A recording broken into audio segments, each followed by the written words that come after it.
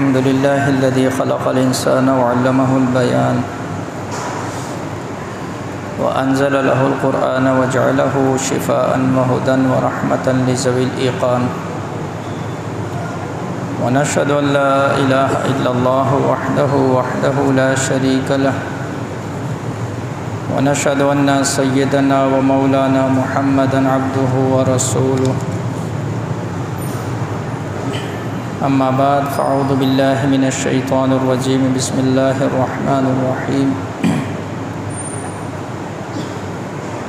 क़ालल्लाहु तबारक व तआला इन्नमा यअमुरु मसाजिदल्लाहि मन आमन बिल्लाहि वल यौमिल आखिर व क़ाल नबी सल्लल्लाहु अलैहि वसल्लम सबअतुन युज़िल्लुहुमुल्लाहु फ़ी ज़िल्लिही यौम ला ज़िल्ला इल्ला ज़िल्लुहु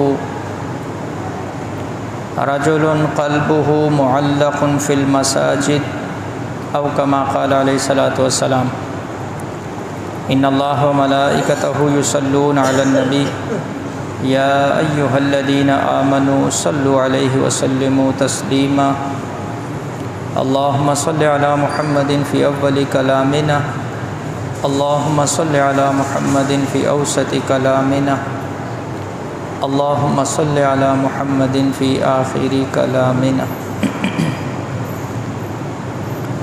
मेरे दोस्तों, भाइयों, अज़ीज़ों,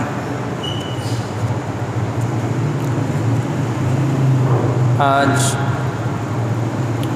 सफ़र की 20 तारीख़ है और अगला जुम्मा शायद ये सफ़र का आखिरी जुम्मा होगा। एक तो इस हवाले से भी चंद बातें अर्ज़ करनी हैं, दूसरा आपके सामने एक आयत और एक हदीस तिलावत की है जिसमें मसाजिद की अहमियत के हवाले से बात अर्ज़ करनी है। इन दोनों से पहले एक और मसला जो आम तौर पर हमारे माशरे की बुनियादों को खोखला कर रहा,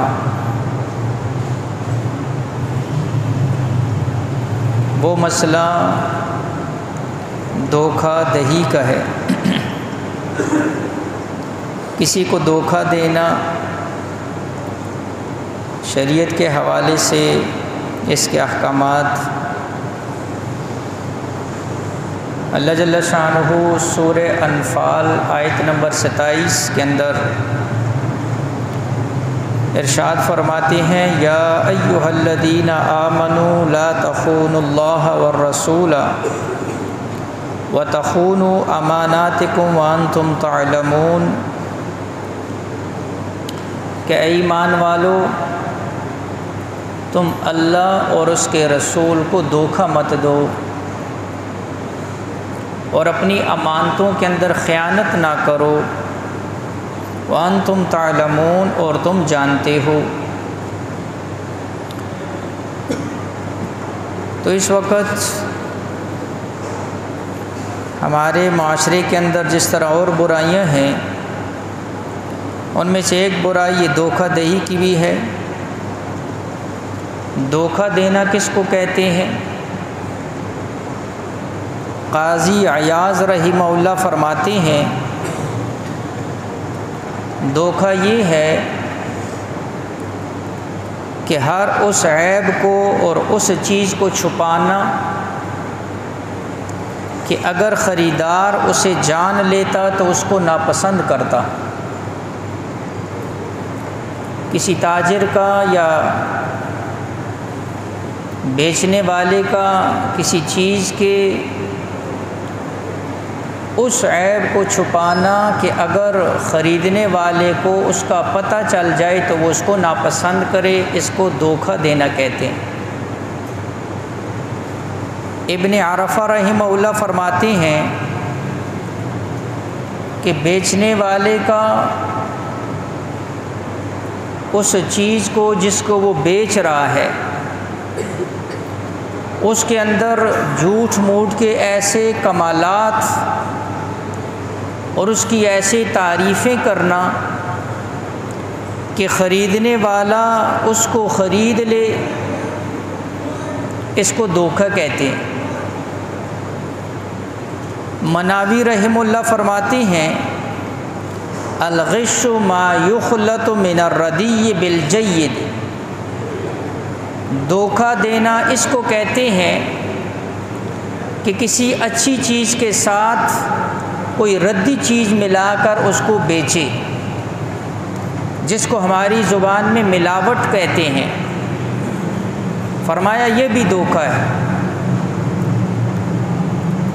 अल्लाह जल्ल शानहू के आखिरी नबी इमामुल अंबिया मोहम्मद मुस्तफ़ा सल्लल्लाहु अलैहि वसल्लम निफाक की 3 अलामतें ज़िक्र फरमाई। उनमें से एक अलामत जो है वो फरमाया कि ख़यानत करना। अल्लाह जल्ल शानहू ने कुरान के अंदर मुनाफिकीन की अक्सर बातें, अलामतें, आदतें ज़िक्र की। उनमें उन मुनाफिकीन की जो अक्सर आदतें और अलामतें हैं वो ख़यानत है और धोखाधड़ी है। इमाम गज़ाली रहमतुल्लाह अलैह की एक बहुत बड़ी तसनीफ़ 5 जिल्दों में अल अहयाउ उलूमुद्दीन के नाम से है। अहयाउ उलूमुद्दीन के अंदर इमाम गज़ाली रहमतुल्लाह अलैह फरमाती हैं, फ़इन्नल ग़िश्शा महरमुन, धोखा देना ये हराम है। वहुवा यूरिसु ज़ुल्मत फ़िल क़ल्ब, धोखा देने का नुकसान क्या होता है? धोखा देने वाले का दिल स्याह हो जाता है। वयुस्वद्द बिहिल वजहु, और उसका चेहरा भी बेरौनक हो जाता है, चेहरे का नूर ख़त्म हो जाता है। वयमहकुल बरकता, और धोखा देने का एक नुकसान ये भी होता है कि उस बेचने वाले के माल में से अल्लाह बरकत को ख़त्म कर देता है। आज आप ख़ुद अंदाज़ा करें, हमारे बाज़ार, हमारी दुकानें, छोटे से लेकर बड़ा ताजिर, और इस धोखाधड़ी की मिसालें सिर्फ़ तुज्जार के अंदर नहीं, बहुत से ऐसे शोबे हैं जिसके अंदर ये धोखा चल रहा है। बल्कि उलमा ने तो यहाँ तक लिखा कि किसी से सही मसला या सही मसलक, सही अक़ीदा ये छुपाना और उसकी गलत अंदाज़ के अंदर तशरीह करना या आगे उसको गलत अक़ीदे के ऊपर डालना, ये मज़हबी एतबार से धोखाधड़ी है। अल्लाह के नबी अलैहिस्सलातु वस्सलाम ने फ़रमाया, मन गश्शा फ़लैसा मिन्नी, और एक हदीस में फ़लैसा मिन्ना, जो धोखा देता है वो हम में से नहीं है। उलमा ने इसकी तशरीह में लिखा कि इसका मतलब ये है कि धोखा देने वाले का जो अमल है ये मुसलमानों वाला अमल नहीं है, ये हुज़ूर सल्लल्लाहु अलैहि वसल्लम के उम्मतियों वाला अमल नहीं है। इमामुल अंबिया बाज़ार के अंदर तशरीफ़ लेकर जाते हैं, गंदम का ढेर पड़ा हुआ है, हुज़ूर अलैहिस्सलातु वस्सलाम ने उस गंदम के अंदर हाथ डाला, जब हाथ बाहर निकाला तो नमी महसूस हुई। हुज़ूर अलैहिस्सलातु वस्सलाम ने उस ताजिर से पूछा, ये गंदम के अंदर नमी कैसी है? कहा, अल्लाह के नबी, बारिश हुई थी और उस बारिश की वजह से ये गीली हो गई है। हुज़ूर अलैहिस्सलातु वस्सलाम ने फरमाया, तूने इस गीली गंदम को ज़ाहिर करना था, ज़ाहिर करके रखना था, ताकि देखने वालों को पता चल जाए कि अंदर वाली गंदम गीली है। और इस मौके पर फिर अल्लाह के नबी अलैहिस्सलातु वस्सलाम ने फरमाया था, मन गश्शा फ़लैसा मिन्नी, जो धोखा देता है वो हम में से नहीं। यानी हुज़ूर अलैहिस्सलातु वस्सलाम ने इतना भी पसंद नहीं फरमाया।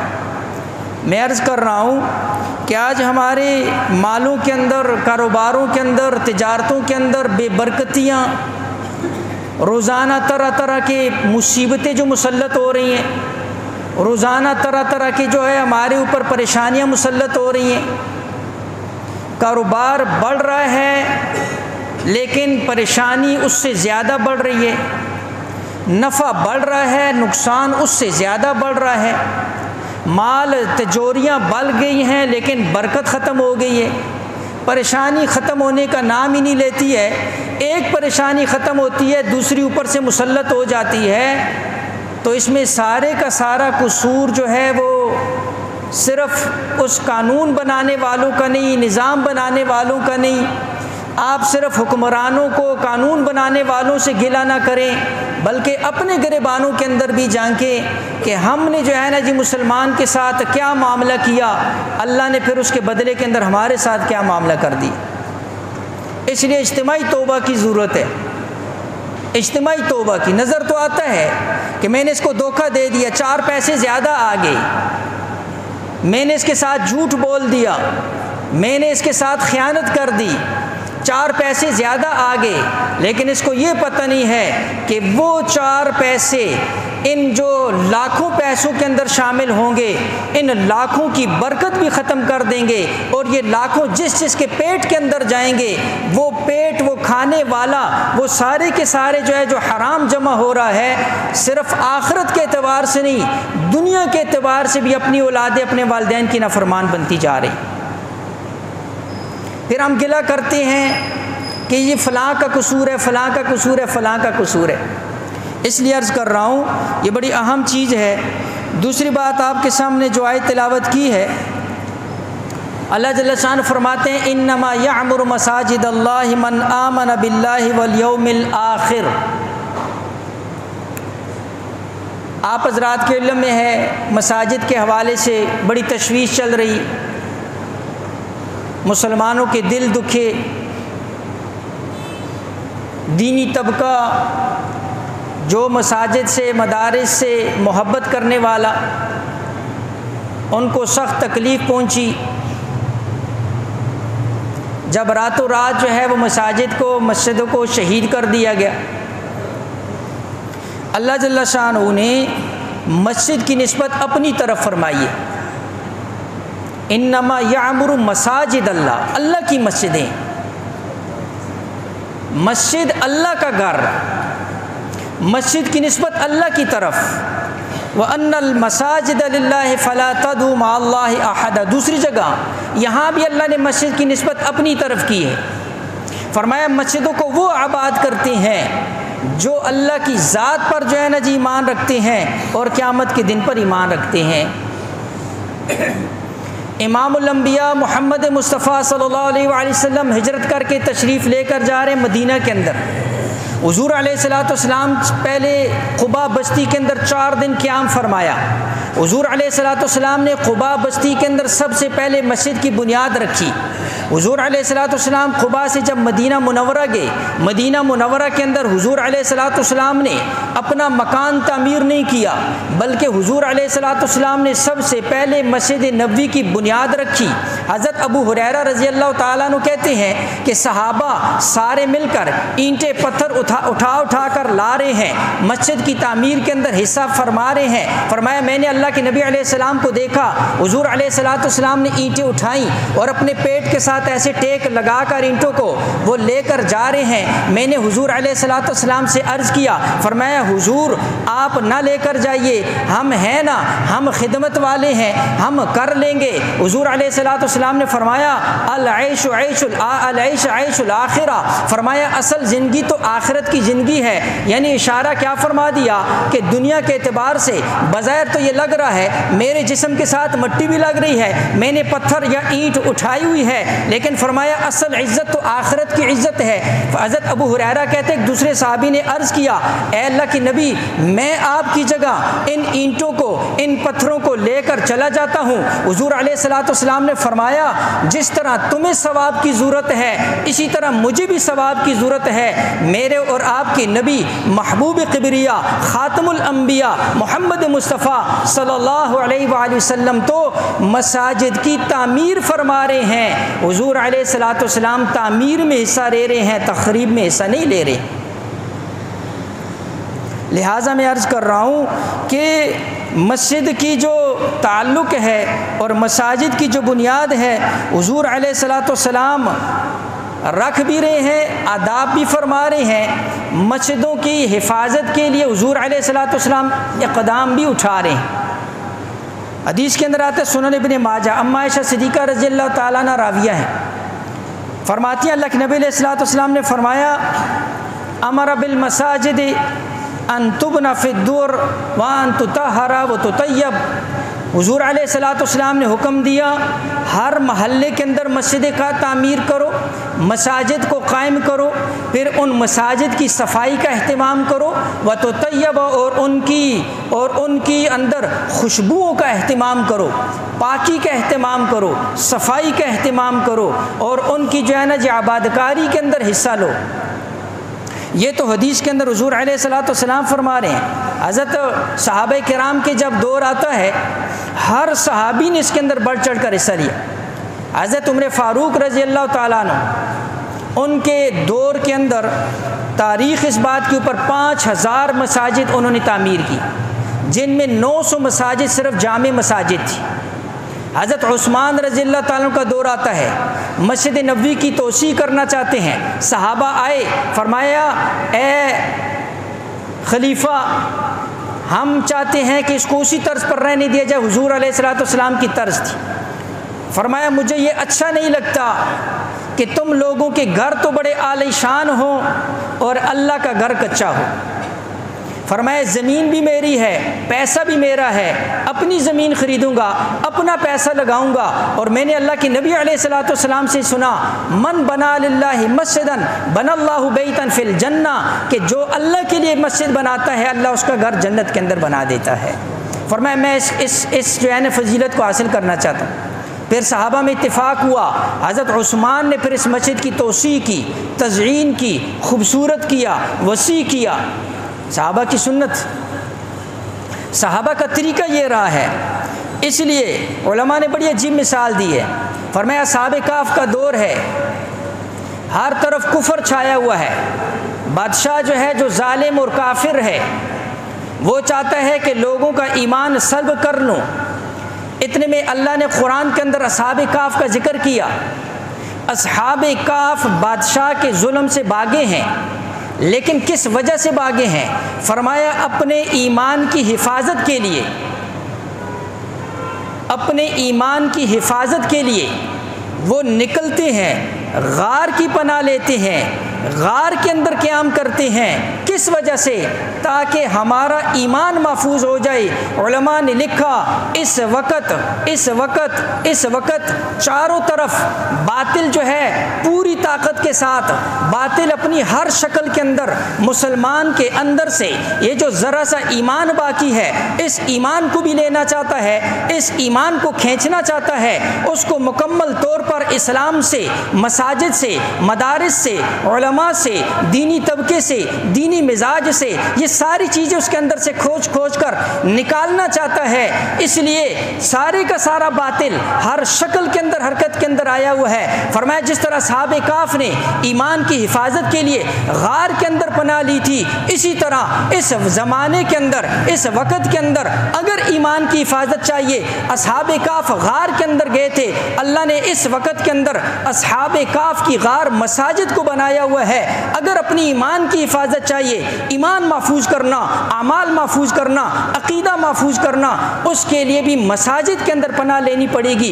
इसलिए कि मस्जिदें वो हैं जिसके अंदर ईमान की हिफाजत होती है। मसाजिद के बाहर आप देख लो, और मैं नहीं कहता, अल्लाह के नबी अलैहिस्सलाम की सही हदीस है, अहब्बुल बिलाद इलल्लाहि मसाजिदुहा। फरमाया इस कायनात के अंदर, कुर्रे अर्ज़ के अंदर रब ताला को ज़मीन का जो टुकड़ा पसंद है, उन सब से ज़्यादा अल्लाह के अंदर, अल्लाह रब्बुल इज़्ज़त जिस टुकड़े को पसंद करते हैं वो मसाजिद हैं।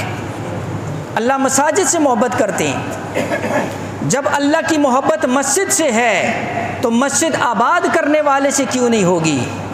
इसलिए आपके सामने जो हदीस पढ़ी, जिसके इमाम बुखारी, इमाम मुस्लिम दोनों ने नकल किया, फरमाया क़यामत वाला दिन होगा, अल्लाह जल्ल शानु का ये सूरज सवा नेज़े के ऊपर, आज हम गर्मी से परेशान हो जाते हैं, आज फिर भी जो है ना जी हम कोई ना कोई साया तलाश कर लेते हैं, गरीब कम से कम कोई पंखा ही चला लेता है या किसी दरख्त के साए में बैठ जाता है, वहाँ साया कोई नहीं होगा, वहाँ अर्श का साया होगा। और उस अर्श के साए के अंदर हुज़ूर अलैहिस्सलातु वस्सलाम फरमाते हैं, सबअतुन युज़िल्लुहुमुल्लाहु फ़ी ज़िल्लिही यौमा ला ज़िल्ला इल्ला ज़िल्लुहु। फरमाया 7 बंदे होंगे जिनको अल्लाह अपने अर्श का साया अता फरमाएगा। उस अर्श के साए के अंदर 7 बंदे। तीसरे नंबर पर फरमाया रजुलुन क़ल्बुहु मुअल्लकुन फ़िल मसाजिद। फरमाया तीसरे नंबर पर वो शख्स होगा जिसका दिल मस्जिद के साथ जुड़ा हुआ होगा, अटका हुआ होगा। इस बंदे को अल्लाह अपने अर्श का साया अता फरमाएंगे।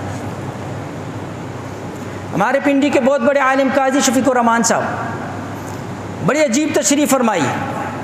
फरमाया इसका तर्जुमा तो आपने यही सुना है कि वो बंदा जिसका दिल मस्जिद के साथ अटका हुआ है, लेकिन हज़रत काजी साहब फरमाते हैं मैं इसका तर्जुमा अपने ज़ौक़ के साथ करता हूँ। मैं कहता हूँ कि ये 7 बंदों में से जो बंदा जिसको अल्लाह अर्श का साया अता फरमाएगा, ये वो बंदा होगा जिसका दिल मस्जिद के साथ लटका हुआ होगा।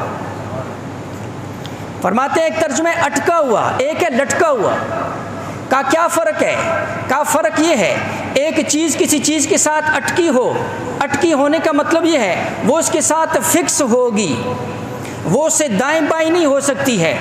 एक चीज़ लटकी हुई है, मिसाल के तौर पर यह पंखा इस छत के साथ लटका हुआ है। इस लटकी हुई चीज़ के अंदर कुछ ना कुछ लचक भी होती है। अगर आप उसको थोड़ा सा दाएं करना चाहें, बाएं करना चाहें, आगे करना चाहें, पीछे करना चाहें, थोड़ी बहुत लचक लटकी हुई चीज़ के अंदर होती है। लेकिन जब आप उसको छोड़ेंगे वो दोबारा अपने मरकज़ जिस जगह के साथ वो जुड़ी हुई है वहाँ पर दोबारा जाकर रुक जाएगी, मरकज़ के साथ जुड़ जाएगी। हज़रत फरमाते हैं यही मिसाल है। और अल्लाह के नबी अलैहिस्सलातु वस्सलाम जवामिउल कलम हैं, इसलिए इसकी एक तशरीह ऐसी भी हो सकती है, ईमान वाला वो होगा जिसका दिल मस्जिद के अंदर लटका हुआ है। क्या मतलब है? इंसान है, ज़रूरियात है, बाज़ार भी जाना है, घर भी जाना है, तिजारत भी करनी है, मुलाजमत भी करनी है, ज़राअत भी करनी है और अपनी बीवी बच्चों के साथ वक़्त भी गुजारना है। दाएं बाएं आगे पीछे जिधर जाएगा, लेकिन जिस तरह लटकी हुई चीज़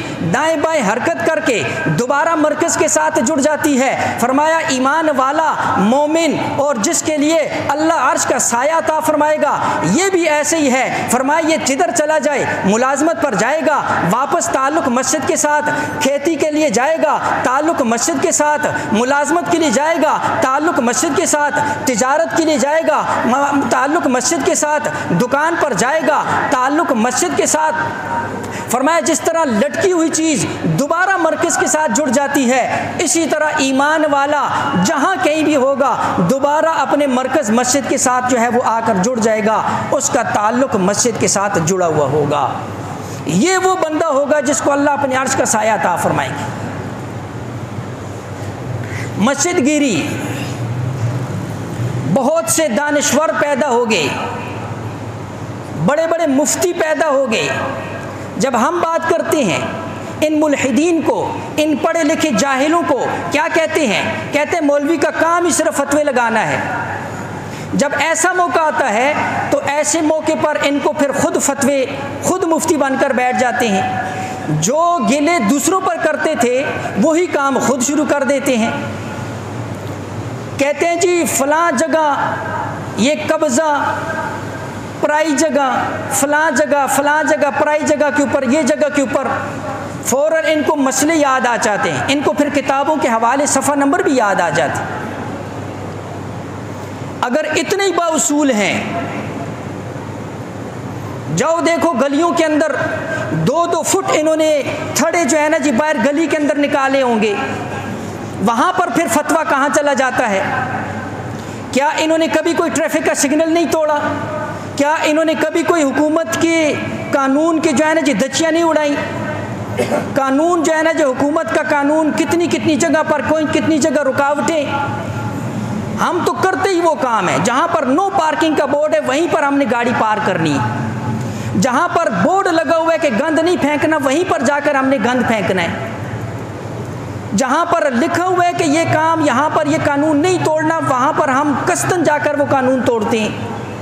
वहाँ पर ना फतवा याद आता है, ना मसला याद आता है, ना मुसलमान की तकलीफ़ याद आती है, ना रास्ता बंद करना याद आता है, ना मुसलमान की परेशानी याद आती है। लेकिन जब बात मस्जिद की आती है, मदरसा की आती है, फिर इनको फतवे भी याद आते हैं, फिर इनको जगह भी याद आती है, फिर इनको कानून भी याद आती है। मसला इनको मौलवी से, दाढ़ी से, पगड़ी से। लेकिन अल्लाह के बंदो, मस्जिदों से क्यों नफरत करते हो? मस्जिद ने तुम्हारा क्या बिगाड़ा है? मस्जिद तो अल्लाह का घर है, मस्जिदों का निस्बत तो अल्लाह की तरफ है। अपना गुस्सा जो तुम जो है दाढ़ी पगड़ी के ऊपर उतारना चाहते हो, वो तुम मस्जिद के ऊपर उतारते। इसलिए हमारी तरजीहात ही बदल गई है। मैं आखिरी बात अर्ज करता हूँ, आज हर बंदा चाहता है, कहता है जी किसी अच्छी सोसाइटी के अंदर जाकर मैं घर बनाऊं। हमारी तरजीहात क्या हैं? बड़ी बड़ी कुशादा सड़कें, पार्क, अस्पताल, कॉलेज, स्कूल। कोई सोसाइटी के अंदर इस वजह से नहीं गया, या कोई एक मुझे नहीं नज़र आता कि कोई लाखों में एक हो कि मैं सोसाइटी में जाऊंगा कि वहाँ पर मस्जिद के साथ मैं अपना घर बनाऊं। तरजीहात ख़त्म हो गई।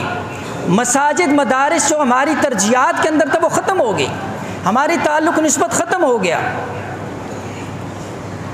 और आपको एक हकीकत बताऊं, हमारे इस मुल्क की सबसे बड़ी सोसाइटी जिसको बैरिया टाउन कहते, बड़े बड़े लोगों की ख्वाहिश बैरिया टाउन के अंदर जो है ना जी मुझे प्लाट मिल जाए, मैं मकान बनाऊं। पूरे पाकिस्तान के बैरिया टाउन के अंदर मदरसा बनाने पर पाबंदी। बैरिया टाउन सोसाइटी की तरफ से पूरे बैरिया टाउन में आप मदरसा नहीं बना सकते। और इसमें कसूर वो मलक साहब का नहीं है जो मालिक है, कसूर गाहकों का भी है, जो रहने वाले हैं, जो ख़रीदार हैं। इसलिए कि जो बनाने वाला है वो तो गाहक के जहन को देखकर यहाँ मुनासिब नहीं है मेंबर के ऊपर, वरना बैरिया टाउन के अंदर कौन से ऐसी खराफात नहीं है जिसको बाकायदा कानूनी हैसियत हासिल नहीं है। बैरिया टाउन के अंदर हर किस्म का जो है ना जी हर क्लब मौजूद है, लेकिन नहीं है तो वहाँ पर मदरसा बनाने की इजाज़त नहीं है। और फिर जो है ना जिसकी वजह क्या है कि वहाँ पर रहने वालों ने सिनेमा का मुतालबा किया, बन गया, क्लब का मुतालबा किया, बन गया, पार्क का मुतालबा किया, बन गया, और सड़कों का मुतालबा किया, हर सहूलत का मुतालबा किया। अगर मदरसे का मुतालबा करते तो फिर वो भी बन जाता, लेकिन हमारी तरजीहात ही नहीं है। हमें नहीं चाहिए, हमें अपनी नस्लों को जो है ना जी, वरना ये देख लो, अब ये जो एतराज़ करते हैं, मैं आखिरी बात, ये जज्बात नहीं है, मैं हकीकत अर्ज कर रहा हूँ। जो कहते हैं मौलवी ऐसे, मौलवी ऐसे, मौलवी जाहिल होते हैं। अच्छा, तुम अपने पढ़े लिखे बच्चे को आलिम बना लो ना, तुम अपने ज़हीन बच्चे को हाफिज़ कुरान बनाओ। कहते ये सारे दाएं बाएं ऐसे गरीब घरानों से लोग जाते हैं। अच्छा, तुम मालदार हो, तुम भी कलमा पढ़ने वाले हो, तुम भी नबी के जो है ना जी नाम लेने वाले हो, तुम भी कल क़यामत वाले दिन हुजूर नबी अलैहिस्सलाम की जो है ना जी वहाँ पर शफात के हकदार बनकर खड़े होगे। तुम भी हौज़ कौसर पर नबी का सामना तुमने भी करना है। तो तुम आओ ना, तुम अपने बच्चे को क्यों नहीं बेचते हो? तुम अपने बच्चे को कुरान का हाफिज क्यों नहीं बनाते हो? तुम अपने बच्चे को मदरसे के अंदर क्यों नहीं भेजते हो? मसला जो है ना जी तुम्हें किससे है? मसला सिर्फ जो है, मैं अर्ज़ कर रहा हूँ, ये इंतहाई अफसोस। तो फिर हालात देख लो, आज बैरिया टाउन के भी हालात देख लो, आज अपने मुल्क के भी हालात देख। जब हमारी तरजीहात बदलेंगी, जब हम मसाजिद के साथ हमारा ये मामला होगा, एक बंदे के जो है ना जी कोई कसूर निकल आते हैं, सारे बंदों को जो है ना जी उसके ऊपर कसूरवार ठहरा देते हैं। एक बंदे की गलती